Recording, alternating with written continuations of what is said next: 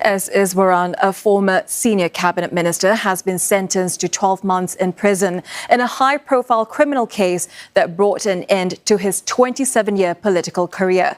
In a surprise decision by the court, his punishment was double what the prosecution sought. Sabrina Ng takes us through what happened in court. It was a similar sight the public had seen just days ago. At around 9:30 a.m., the former transport minister arrived at the doors of Singapore's highest court. But this time, he entered the courtroom as a convicted man awaiting his sentence. Have you spoken to your family? Have you spoken to your family and friends? What are you expecting for today? Then, at 10 a.m., his sentencing promptly began. In less than an hour, Justice Vincent Hoong, who oversaw the case, read out his judgment in front of a packed courtroom. She refuted several arguments put forth by the defence. For instance, on the matter of Iswaran voluntarily returning funds to the state a day before the trial, Justice Hoong had said that the harm done to public interest cannot be adequately remedied by such efforts. Public interest was a central part of the judge's considerations. Iswaran pleaded guilty in his 24th September trial to 4 charges under Section 165, an offence so rare that there have been no previously reported cases since Singapore's independence. The judge stressed that the law's purpose is to safeguard the integrity of public institutions and the public interests. And so, general deterrence took centre stage in Iswaran's sentencing. The judge said his actions had fallen below the standards of integrity and accountability, which in turn could have a detrimental impact on how the government carries out its functions. The judge also said holders of high office have a higher impact on public interests and therefore need to conduct themselves in accordance with their status. He cited Iswaran's former role as transport minister as one that heightened the latter's culpability. At one point, Justice Hoong referred to an all-expenses-paid trip Iswaran had taken to Doha, one he had claimed was for urgent personal leave. Justice Hoong was also unpersuaded by the defence's argument that gifts from Mr. Ong Beng Seng and Mr. Lam Kok Seng were given to Iswaran under the guise of friendship. Instead, he stressed that Iswaran had accepted valuable items knowingly from individuals involved with his position as then Transport Minister. The judge also noted that Iswaran had been a minister for 6 to 10 years when the offences were committed. Part of the defence's argument had been that the former transport minister contributed significantly to the country in the capacity of his former roles. This was dismissed by the judge as a, quote, neutral factor at best. Iswaran's earlier statements rejecting the allegations as false and asserting his innocence were also raised by Justice Hoong. He did not believe Iswaran felt remorse. Then came the moment that shocked the courtroom. The judge passing down a sentence that will see Iswaran behind bars for an unexpected 12 months. Throughout the process, a grim Iswaran had his eyes cast downwards, emotionless, as the sentence was read. In the gallery, his wife wiped away a single tear as court adjourned for the day. At about 11:30 a.m., Iswaran left court with only brief words. I have no comments at this point. Thank you. Mr. Iswaran, are you appealing? Will you be appealing? Will you be appealing? Iswaran's lead lawyer, Davinder Singh, requested a deferral of the jail term to begin next Monday, with his client surrendering at the state court that day.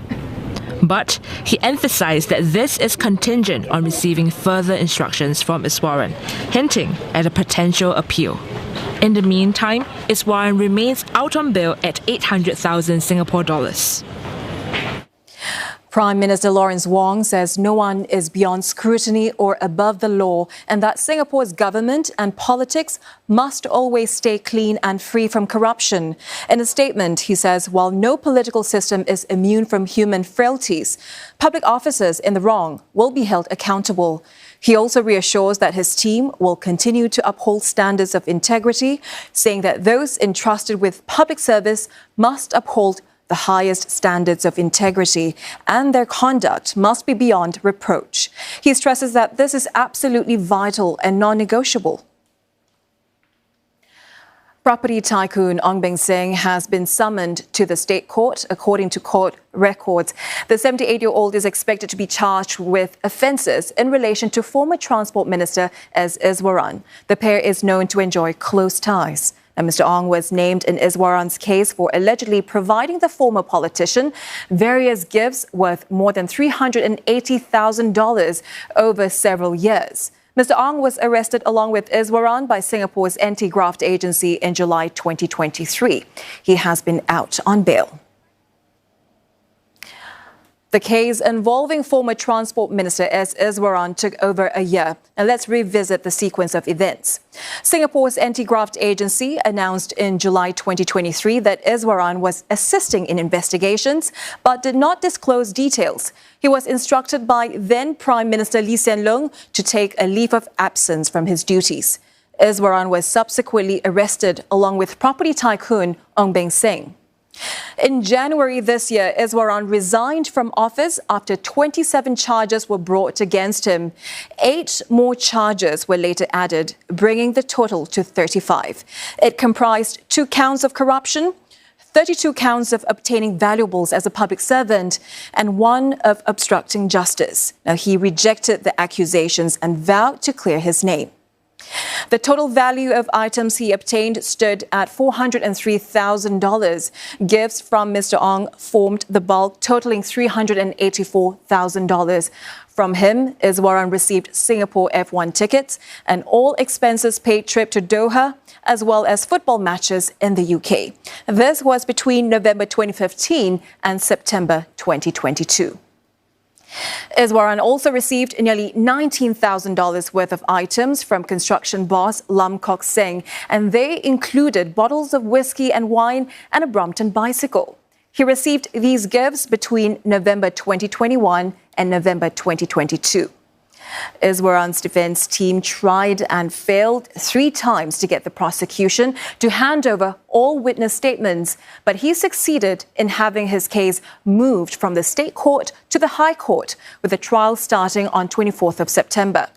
Now, on the first day of his trial, the prosecution replaced the initial 2 corruption charges with 2 lesser charges of obtaining valuables as a public servant. Eventually, Iswaran pleaded guilty to 5 charges, including 1 for obstruction of justice. So when is a gift just a gift? And is there a difference between the public and private sectors? Let's break it down. Now, in February this year, Minister in charge of the Public Service, Chan Chun Sing, said in Parliament that public servants should never ask for gifts or favours, especially when their roles can influence decisions that affect others. Officers must decline and return any unsolicited gifts if possible.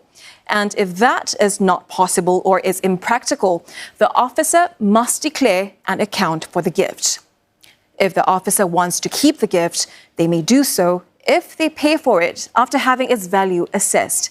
Now, for ease of operations, gifts valued at under $50 may be kept without payment, as long as this doesn't compromise the integrity of the civil service.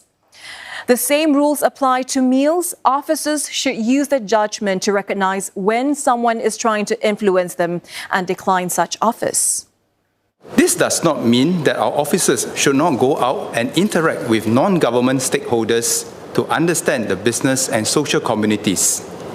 It is part of our work to understand the world in order to govern responsively and responsibly. As a practical measure to protect ourselves, I've always advised our officers to avoid attending such events alone, where the risk of being compromised is harder to manage. Private sector practices differ slightly. Generally, gifts of modest value associated with ordinary business practices, such as meals or hampers, are acceptable. But employees should ensure it will not influence business decisions or compromise their company's interests. Like in the public sector, gifts costing $50 or less may be retained without declaration. If it costs more than that, a declaration should be submitted. All cash and cash equivalent gifts like vouchers, regardless of the amount, are considered to have commercial value and must be declared.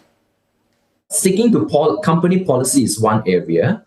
knowing and adhering to the organization's gift-giving guidelines can prevent potential missteps. But when in doubt, declare, check with your compliance department, your HR and training team. I would also suggest maybe follow the sunlight test. So if you wouldn't feel comfortable disclosing this gift publicly, it's probably best to decline.